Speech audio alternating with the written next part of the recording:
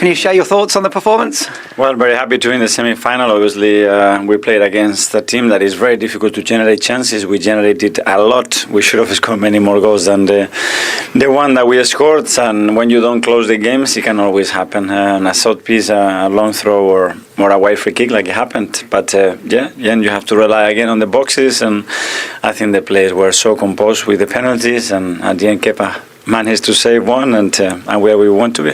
It was such a dominant first half as well. Gabriel Martinelli in particular, so influential. Would you like to have kept him on the pitch longer? Was that an injury to him in the end? Yes, so he could not carry on, so we have to make the sub. But I think in general we were really good. We generated a lot of chances. In the second half they were more aggressive and we generated chances but in open spaces, but we didn't find the trigger there in the right moment to put the ball in the back of the net. But overall, another victory. I'm really happy. Why was it, you think, in the second half you were unable to keep the pressure on like you managed in that opening 45? Well, there were changes that they were a bit more aggressive and the game required something else, but we had many opportunities, but we weren't that precise at the end to kill them because we had 4 big chances in the second half as well, and then you have to put the game to bed. And in terms of the 8 changes you made, you must have been really pleased with the influence they had on the game overall. Yes, because it's always tough. They don't have the right chemistry. It's a lot of changes. Some of them they haven't played together, but I mean their attitude is excellent. I think we had some big individual performances tonight as well. Great to be Javi Jesus after a year almost starting a game and making 100th appearance. Kepa as well, that his level of commitment with the group is just incredible. So very happy for the boys. You play a lot of knockout football, and I know you don't want them to go to penalties every time, but the quality of those penalties must be quite reassuring. Yes, very good, very composed. It's very good. I mean, that's going to help us in the future if we need to go through that again. And overall for the club, to get into a semi-final now and be within touching distance of some silverware, what does that mean? Well, it's the second season in a row that we are in this competition, in the semi-final. So, game every 3 days. We have the Christmas period right now, so wish everybody a happy Christmas and all the best for the new year, and we will be here again in a few days. It brings extra games, but it can also bring a lot of confidence, can't it, and a lot of positivity to the players when you have a run like this. Yes, and it brought a lot of energy in the stadium as well. Thank you everybody, the atmosphere that they created again, so we're going to need them. Appreciate your time, Mikel. Thank you. Good man. Indeed, and the quality of penalties in. We should say something about that. I think still we think, there'll be a few misses. And neither goalkeeper got anywhere near any of them until the last one. No, it's a very high standard. The penalties were very good. To the point then, because what happens when you do that, you think, well, I don't fancy him, and then bam, he takes another great penalty. But the goalkeeper didn't have any chance apart from that one what he took there at the end, Lacroix, and he got down to it. Kepa, well done to him. I mean, Maxence Lacroix, as we said, along with Marc Guéhi, no one's played more minutes. Sometimes Johnny just says, not my night. I've scored an own goal and I missed the vital penalty. That's just football sometimes, isn't it? That is. It's a cruelty of it. Sometimes it comes and raises its head like that on nights like this. But he's an outstanding player and an outstanding servant, first and foremost, for this club. And this is just one of those nights where it didn't quite fall for him. No, absolutely. Ian, do you think Arsenal will sit there and go, bearing in mind the first half of the chances they created, that they'll go, actually, we just about deserve that? Well, it's something that they're going to have to really focus on for the rest of the season. You know, being ruthless enough to finish these games, and then if you haven't finished those games, then being defensive enough to see them out. Because I think the foul from William Saliba at the end there, it's a poor foul to give away. Mikel Marino said as much, didn't he, in that interview? For a player of his experience, it's a terrible foul to give away, and you kind of felt it in the air that something was coming, because Palace were so much better in the second half, and in the end, obviously the penalty shootout did it for them. But it was the decisions that were made in that game was something that you have to look at if you're Arsenal. They defended the corners on the whole, Palace, very well. I know they conceded 4 goals from set pieces at Ellen Road, but up until when Arsenal scored, they dealt with everything from a set piece point of view. Like what Joel said there, it's the ball in. It's caused the confusion there, and then it's right in amongst the bodies, and then it's like a pinball, and then, unfortunately, it's come off the defender. And then, as Ian's just said, Saliba giving away that free kick. As a defender, you're going, don't do anything. He gets the tap in. That's the kind of movement that a forward would be doing. Your front foot, aren't you? That's exactly right. You're moving while everyone else is standing still. And the beauty of football will, if we come back in 100 years' time, will be in the scoring system. No matter how many chances Arsenal created, they only scored 1. Yeah. They were only 1 behind Palace. That was their first shot on target. That's the beauty of the game, isn't it? You just know you're always still in the game. Yeah, that's the thing, and I think always at 1-0, it's such a tough scoreline because there is always that chance. And we spoke about it time and time again last season. The manager spoke and said we will create chances. There are opportunities. It's about capitalising on them. And tonight they've done that to get themselves back level, and obviously couldn't quite go on to win on pens.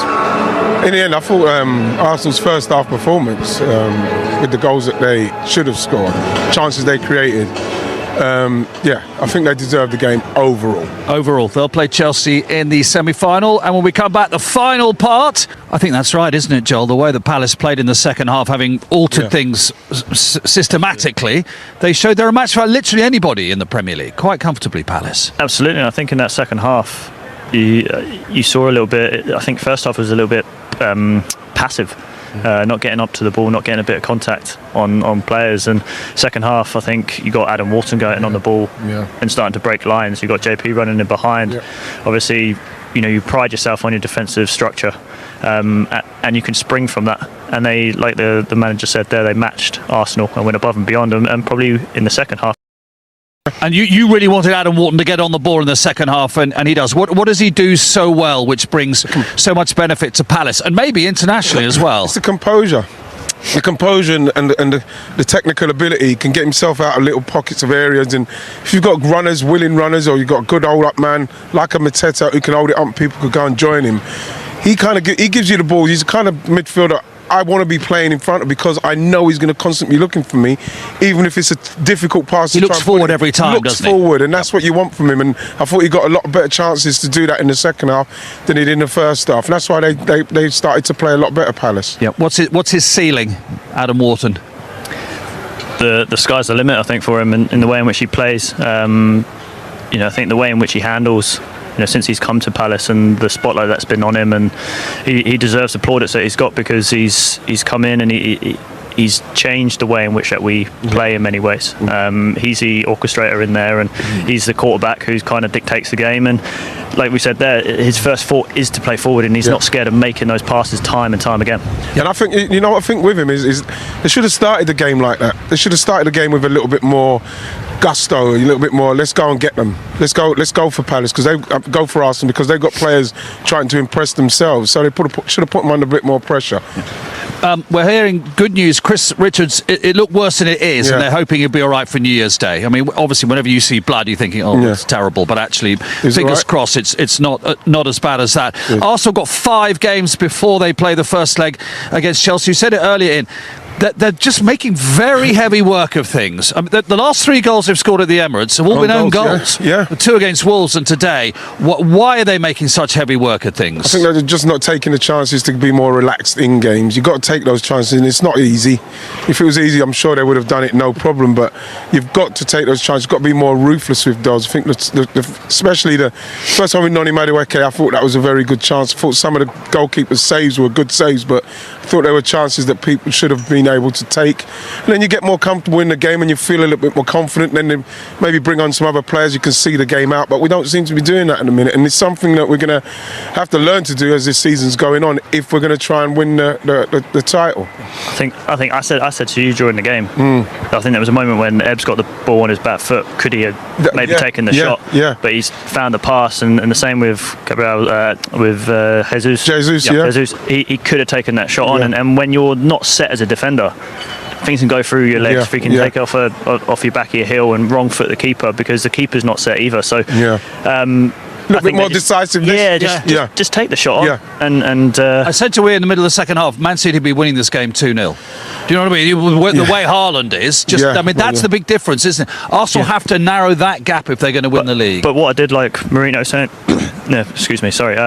was the mentality of the guys and making sure that they're mature in the way in which they play, especially later on in games, not to get flustered by the noise and the pressure that they're under, but to trust in the process. They're coming through. They've been together for a long period of time now, and their characters are growing, their maturity's growing. So I think they're only going from strength to strength. Hopefully. Absolutely. Well, then they've got the squad to deal with it as well. Anyway, Joel, great to have you with us. Thank you very much indeed, Ian. Thank you. Admire about your team and their character, but in the end, one penalty was the difference.